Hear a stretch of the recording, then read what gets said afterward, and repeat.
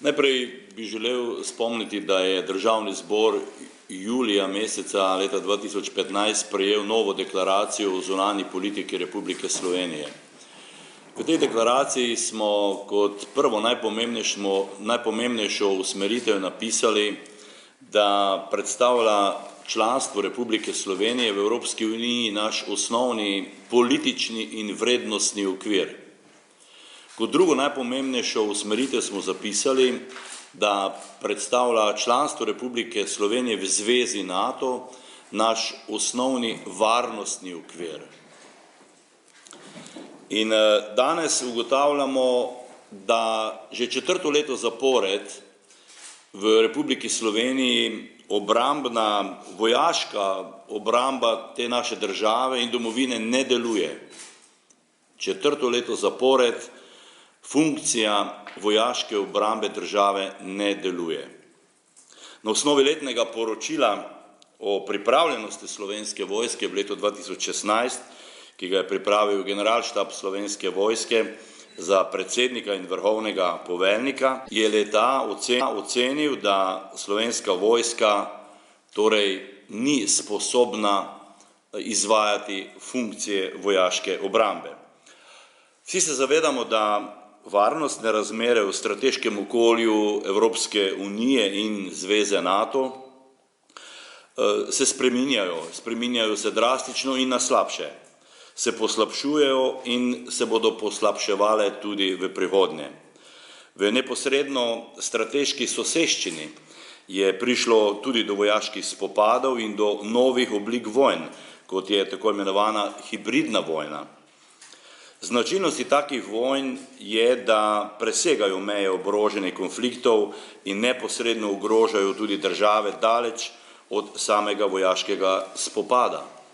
Predvsem terorizem je tisti del hibridne vojne, ki je neposredno prizadel tudi Evropsko unijo, ja, in tudi Sloveniji grozi. V takšnih razmerah bi Slovenija potrebovala močan in odziven varnostni aparat, ki pa ga žal nima. V Novi Sloveniji na neustrezno stanje v varnostnem sistemu opozarjamo že veliko časa. Med drugim smo v začetku lanskega leta zahtevali sklic nujne seje odbora za obrambo, predlagali ustrezne sklepe, predvsem glede boljšega financiranja Slovenske vojske, vendar je žal koalicija na naše zahteve gluha. Zavedati se moramo, da je eden izmed temeljev slovenskega varnostnega sistema prav Slovenska vojska. In še nekaj, v Novi Sloveniji trdimo, da je potrebno celoten slovenski varnostni sistem reformirati, modernizirati in to takoj.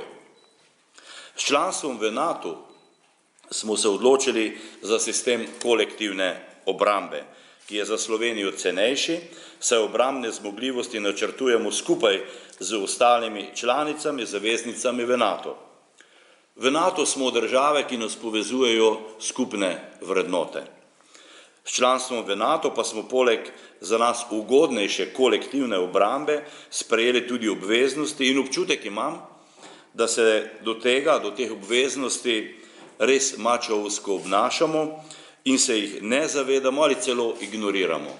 Vlada obljublja na različnih forumih, da bo izboljšala financiranje Slovenske vojske, da bo izboljšala obrambni in povišala obrambni proračun, vendar se to v praksi ne dogaja. Torej vlada zavaja slovensko javnost, slovenske državljane, obenem pa seveda tudi druge članice znotraj zveze NATO.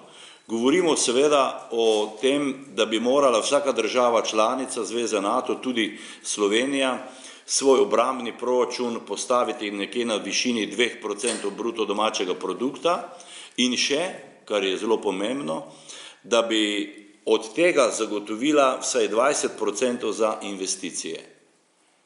Tega mi ne dosegamo, predvsem kar zadeva investicij, smo na repu članic zveze NATO. Dovolite pa, da za konec povzamem. Rad bi tukaj najprej spomnil na zavezo koalicijskih partneric, ki so v koalicijski sporazum v poglavju zunanja politika zapisale: povrnili bomo kredibilnost slovenski zunanji politiki. Zunanja politika je tudi sodelovanje Republike Slovenije v mednarodnih organizacijah, kredibilno sodelovanje mednarodnih organizacij, torej tudi v zvezi NATO. Zdaj mandata je konec, pa se vprašajmo, a smo res povrnili kredibilnost slovenski zunanji politiki? Naš odgovor je ne.